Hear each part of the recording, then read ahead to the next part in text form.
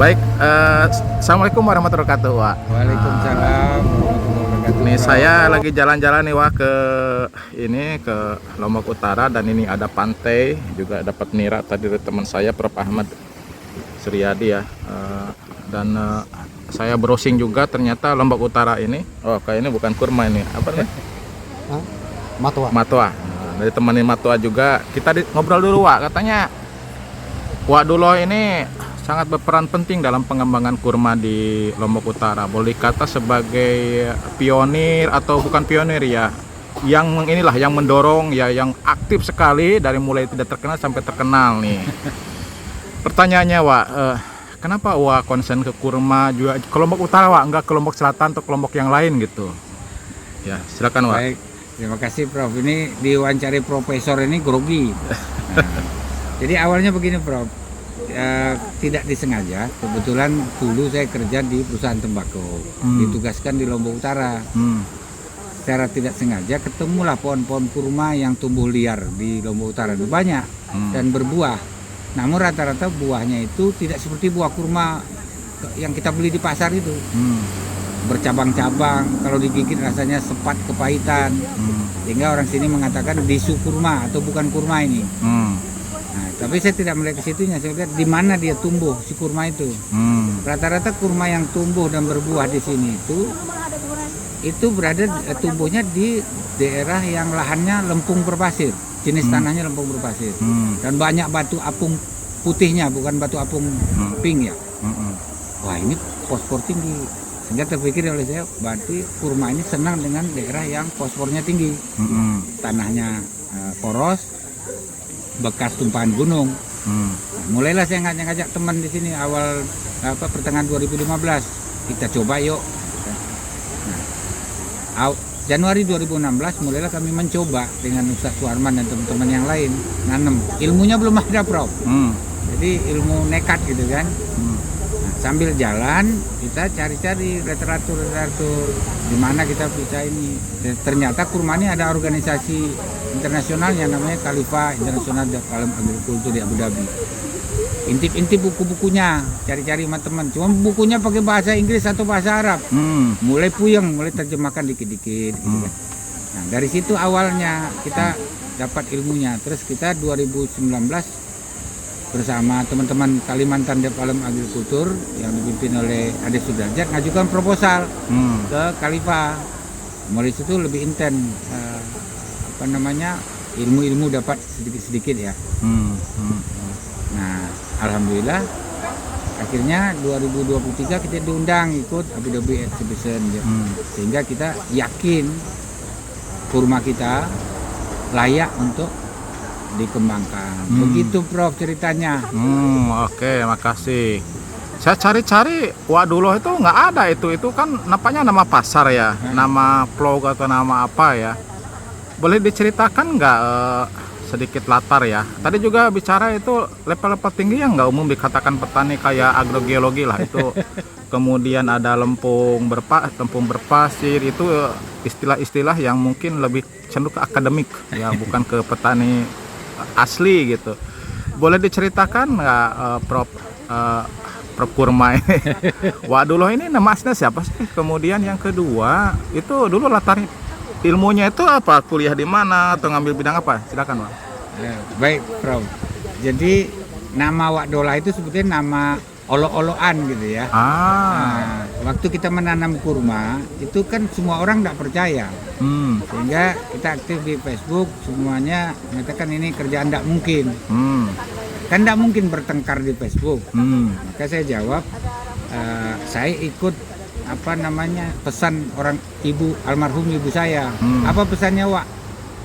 Waktu itu namanya masih Pak Arif itu kan. Apa pesannya Pak Arif? Kata almarhum ibu saya, kalau sudah tua jadi Wak Dolah.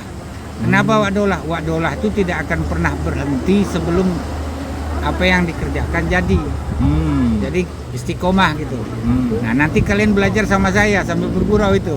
Akhirnya nama itu jadi nama bulian. Wak Dulah. Wak Dulah. Nah, karena terlampau bicaranya terlampau melambung tinggi-tinggi gitu kan. Ternyata apa yang kita kerjakan terbukti begitu terbukti yang bikin ulah itu Sultan Syarif Melvin Al-Qadri. Jadi yang bikin ulah itu Sultan Melvin Al-Qadri, sultannya Pontianak. Oh, Pontianak Al-Qadri ya. Keraton Al-Qadri Pontianak. Beliau bikin postingan. Jadi beliau katakan bahwa saya ini Wak Dolah muridnya Wak Lebay. Gurunya kurma Indonesia. Itu beliau lah sebetulnya memproklamirkan Wak Dolah itu. Wak Dolah. Lanjut latar belakang, kalau saya memang pernah kuliah dulu, cuman nggak tamat, nggak tuntas, ekonomi toh. Terus saya kerja. Kuliah di mana dulu? Di Pekanbaru dulu. Lancang Kuning. Lancang Kuning. Oh, di Lancang Kuning. Tapi nggak selesai. Terus kerjalah di perusahaan HTI, perusahaan sawit, terakhir di tembakau. Nah di sawit saya lama di R&D, Research and Development. Saya belajar risetnya di sana. Kebetulan saya jadi apa namanya anak buah tuh komandan ilmu tanah.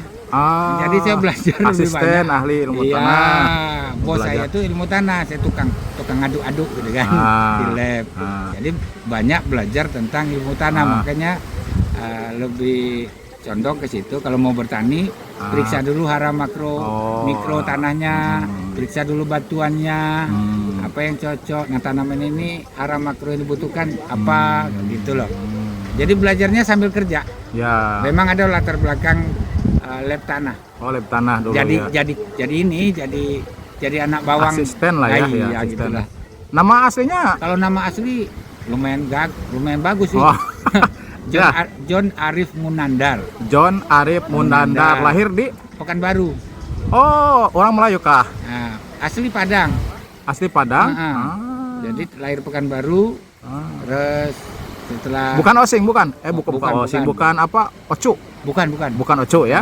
Osing mah di Banyuwangi ya, Ocu ya. Bukan Ocu ya. Bukan. Kalau orang tua bapak dan ibu itu Sawalunto. Oh, bapak ibu Sawah Lunto, kemudian lahir di Pekanbaru ya. Jadi orang Pekanbaru ya. Ya, tahun 94 pernah dinobatkan jadi pemuda pelopor pembangunan bidang pertanian Sumatera Barat sih. Pada zaman Pak masih Pak Harto, Hasan Basri Durin. Hasan Basri Durin, itu gubernur. Ya, gubernurnya. Sumatera Barat ya. Ya. Oh, itu latar belakang pribadi ya, Wak ya. Wah, kemudian kalau ini saya lihat ya, tadi kita kan sempat berkunjung ke beberapa lokasi kebun kurma ya, dan asik sekali, apalagi tadi bawa ibu-ibu ya. Senang mereka ya. Nah, apa tantangan pengembangan kurma di Lombok Utara ini? Kalau tantangan cuma satu, kalau modal besar seperti di Lombok Utara. Modal besar ya? Modal satu lahan yang sangat potensial untuk tanaman kurma, lahan ya. Yang kedua sumber air. Lombok Utara ini di bawah tanahnya itu banyak sungai-sungai bawah tanah yang muaranya di tengah laut sana. Tengah laut ya? Iya, di laut sana itu banyak muaranya, sehingga ada air tawar di tengah laut. Jadi sungai dari puncak Rinjani itu di bawah tanah. Jadi kalau kita melakukan pengeboran, kita tidak mengurangi air tanah, kemudian kita hanya mengambil air dari sungai bawah tanah itu naikkan ke atas. Nah itu potensi yang sangat besar ya. Nah, sedangkan yang dibutuhkan adalah aspek finansial untuk operasional. Nah, makanya kita mengembangkan konsep perkebunan kurma dan sancaici, pola bagi hasil atau pola nyakap bahasa daerahnya. Sehingga lahan ada, tenaga SDM-nya ada, sumber daya alamnya ada, tinggal lagi finansial untuk operasional, bibit, tanam dan perawatan. Maka kita buka investasi, mengundang para pemodal untuk menjadi pemodal. Polanya bagi hasil. Ya, itu 40% hak pemodal, 30% hak pemilik lahan, 30% hak pengelola. Nah, kenapa pengelola tidak dipakai bulanan, gaji bulanan? Karena kalau gaji bulanan, berbuah nggak berbuah pohon kurma yang dimodali oleh pemodal kan tetap gajian. Tapi kalau pola bagi hasil, Kalau ingin dapat uang banyak 30%, Hmm. harus kerja sesuai SOP begitu. Ya jadi ada pola nyakap ya, Wah, kalau Ya. mau investor ya. Nah, pola nyakap. Ya nanti mungkin kalau yang tertarik ya, siapa yang baca video ini bisa ke Wah aja atau ke teman Ke Wah ya. Ustadz Suarman Ustadz selaku Suarman, pimpinan manajemennya manajemen Upada. ya nanti. Jadi ada kalau ada yang punya uang berlebih misalnya Ya. mau coba ini kurma ya bisa lah ke situ. Ya. Wah ini dari nanam untuk kurma itu kapan mulai berbunga dan menghasilkan? Berapa lama? Kalau belajar berbuah rata-rata umur 3 tahun tanam. Mm-mm.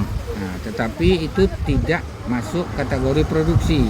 Kalau aturan perkebunan yang benar, di bawah 5 tahun dia berbuah itu dipotong tandannya supaya pertumbuhan pohonnya sempurna. Nah, baru produksi itu mulai dari 5 tahun ke atas.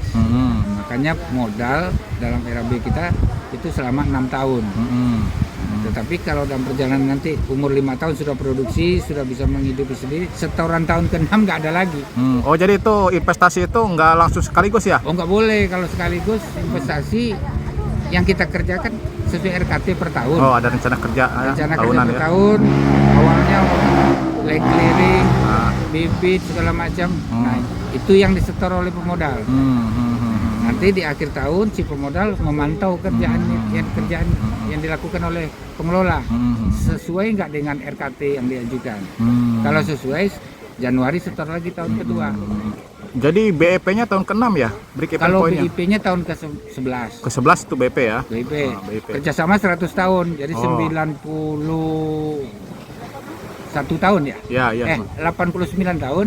89 tahun sudah untung aja. Oh, itu jadi kerjasama dalam 100 tahun ya? 100 Itu berarti tahun. 2 generasi sampai anak ya? Ya kayaknya 3 kayaknya itu. 3 ya? Lucu ya? Oh, oke, Wah. Nah, Wah, tadi udah bisa investasi pola nyakap, pola bagi hasil ya, dan lahannya itu tidak okupasi, masih lahan petani ya, dengan oleh pengelola ya. Yang menarik nih, Wah, banyak mungkin para peminat kurma di Indonesia yang banyak impor dari Middle East ya atau dari tempat lain. Apa kuncinya di sini? Karena yang tadi sampaikan tanah yang batu apung tuh banyak di Indonesia yang punya Ya, batu ya, ya. apung. Air juga banyak tadi di seluruh Indonesia, di beberapa Indonesia. Yang di sini apa nih? Ada khasnya di sini? Kelebihannya itu tanah Lombok Utara nah sebagian besar wilayah NTB ada 4 kabupaten lainnya yang mirip-mirip Lombok Utara. Itu tanahnya tanah remaja loh, Prof. Nah, tanah remaja ya.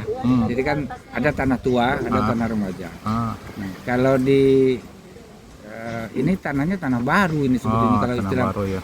istilah orang tanah gitu ya. Ya, ya, ya. Nah, kalau tanah remaja itu bayangkan Ah, lagi remaja-remajanya kan ah, ah, ah. ditanami. Itu hasil buahnya luar biasa. Kalau tanah tua mah udah bongkok-bongkok. Wah, ini apa ada pengaruh iklim nggak Wah, ke pembungaan ini dan Ada, kekhasan di ini di sini? Sangat Gimana? ada. Jadi kita ini kan batasnya dengan ini lempeng Australia sebetulnya. Nah, dan kita dekat Australia sehingga kita dapat angin muson selatan dari Australia yang membawa Oh, dingin ya? siangnya panas, malamnya dingin. Nah, tanaman kurma itu dia mengeluarkan bunga itu setelah musim dingin. Setelah musim dingin. Setelah musim dingin. Di kita kan nggak ada musim dingin. Kalau negara-negara produsen kurma lainnya kan punya 4 musim. Nah, kita ini kelebihannya ada angin muson. Angin monson. Angin muson selatan yang membawa hawa panas siang dan malamnya dingin. Nah, itu terima kasih Prof. Ini Prof Ahmad sediakan Ya. minuman. Sehingga di perbedaannya kalau di Jazirah Arab panen raya itu bulan Juli, Agustus, September. Juli, Agustus, September ya. Nah, itu panen raya mereka. Nah, kalau di kita justru panen rayanya Februari, Maret, April. Di saat kurma segar kosong, kurma dunia Kosong. Kita panen. kita panen, kita bisa mengisi kekosongan itu. Jadi nggak benturan panen. Itu dia. Oke. Ada angin monson selatan ya, yang dari benua Australia ya, yang tidak dimiliki oleh Sumatera ya. Ya, kalau Sumatera atau Indonesia bagian barat itu kan lempeng Asia. Oh, ya. Asia ya. Nah. Oh, saya kurang ahli di bidang itu. Ini ada di lereng utara Gunung Rinjani Gunung nih. Rinjani. Ada pengaruh nggak dari Rinjani? Sangat Mungkin ada. dari anginnya atau dari dinginnya gimana? Bisa diceritain? Ini kan tumpahan Rinjani Purba ya, Samalas Purba. Ah. Tumpahan gunung loh. Ya, Nah, bayangkan tumpahan gunung, hara makro mikronya luar biasa. ya. Nah, terus di saat angin muson, kalau siangnya panas, malamnya dipengaruhi oleh angin di puncak Rinjani yang dingin. Ya, malam ya. Nah, kan Turun. kalau sifat angin, kalau malam itu kan angin darat dari puncak gunung turun Turun. ke sini membawa angin dingin Dari gunung. dari gunung. Hmm. Maka perbedaan klimatologi suhu di sini sangat renggang. Ah. Siang bisa sampai 40 up, 40 lebih. Malam bisa tembus 12. Jadi rentang suhu sangat. Dan itu kunci untuk, Untuk kurma. pembungaan dan pembuahan ya. Iya, betul. Yang tidak bisa di daerah lain kali ya. Ya agak sulit lah. Agak susah ya. Agak sulit. Kalau di sini kan santai, alam yang menentukan. Ya. Itu mungkin kenapa ada di sini juga sudah ada pohon kurma yang dilandai ya 32 tahun ya. Udah hampir 30 tahun. 30 tahun udah. Ada bahkan yang sudah 70 tahun lebih di Sorong Jukung. Sorong Jukung itu ya. Itu berbuah terus. Iya. Wah, baik nih. Wah, terima kasih nih diskusinya udah 16 menit, jadi nanti kopi wah keburu dingin ya. Kopi tanpa gula ya wah ya. Iya. Dipastikan kopi tanpa gula ya. Baik teman-teman semua yang melihat vlog ini ya. Ini sangat menarik ya diskusi tentang kurma, dan saya melihat secara pribadi yaitu karena sudah berkunjung ke beberapa lokasi, ini sangat menguntungkan ya. Jadi bagi yang investor nanti bisa kontak ke wah atau ke saya ya. Demikian saya Y. Sulaiman dari Badan Riset Inovasi Nasional di pantai apa Prof Ahmad ini? Pantai Luk. Pantai Luk. Ya, dari saya temani Prof Ahmad nih sebagai ahli di pumping system di Pantai Luk. Saya melaporkan untuk kurma Indonesia. Assalamualaikum warahmatullahi wabarakatuh.